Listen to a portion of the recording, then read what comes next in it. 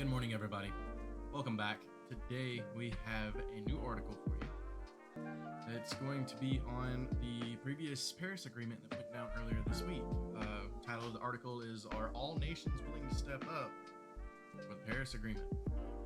Well, at the moment, before I get started on this, we have noticed and heard feedback on numerous places not wanting to adhere to it due to the fact that they have a financial fluctuation going on, and most people are under the impression that this means that they're not willing to or not able to, due to financial resources, so on and so forth, stand up for climate change. Well, this is not the case. They still have their financial backing, they still are from where they are, so to speak, but it doesn't make sense to me why they would use it as a defense. But that aside, let's get started. The Chilean and Spanish government hope to use United Nations climate talk and begin in Madrid next week, that begin in Madrid next week, to assemble an alliance of countries that will pledge to curtail carbon emissions and pile pressure on laggards. Now, what they mean by this is they're hoping that when they get all these big guys together, they can be like, well, I'm doing this, and all the little guys will be looking up at them like, well, we're gonna do it too. That's not how it's gonna work. Not from what I've researched. I've spent 2.5 days reading up on this and typing up this article, and the more I read about it, the more frustrated I got.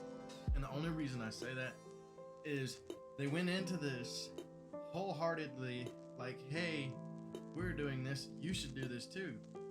That's not how they did it at all. These people, for instance, I believe it was Brazil, said they couldn't do it because of financial backing. Them I understand. They've got a lot going on. But then again, I can't get wholeheartedly mad at everybody because everybody's got a lot going on.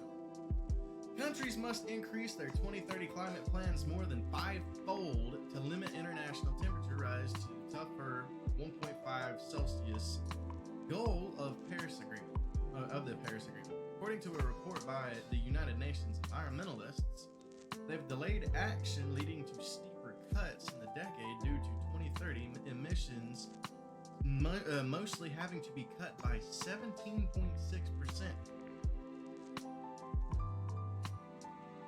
I don't even know where to begin on that. I really don't. Under the Paris Agreement, countries can revisit their climate pledges by 2020. Much is the hope, riding on an assumption among progressive countries and climate activists that this implies a step up in ambition, not restarting their existing target. Which means they're not exactly committing to it. They want to know what they can look at, They want fact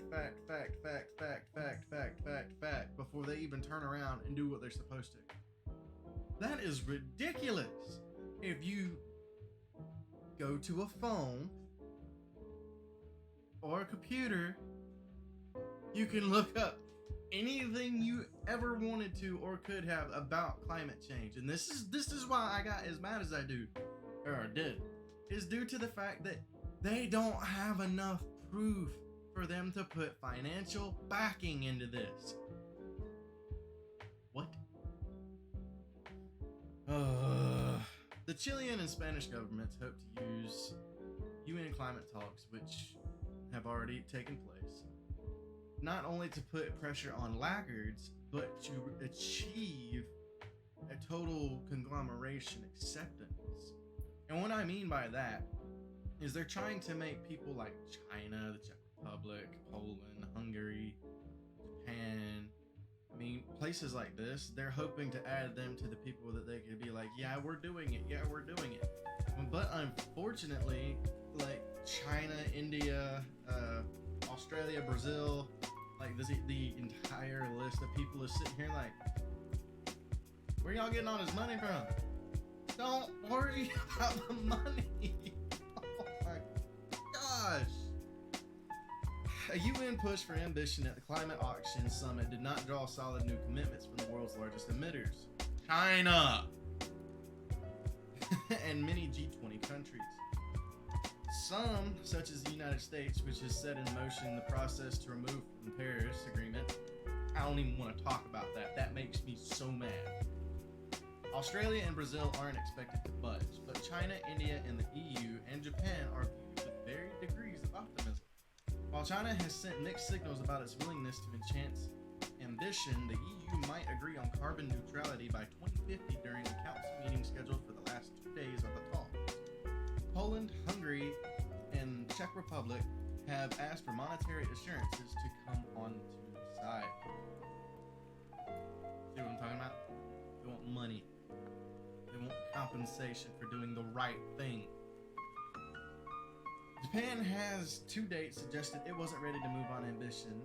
How much of that is negotiated strategy, we're not sure of.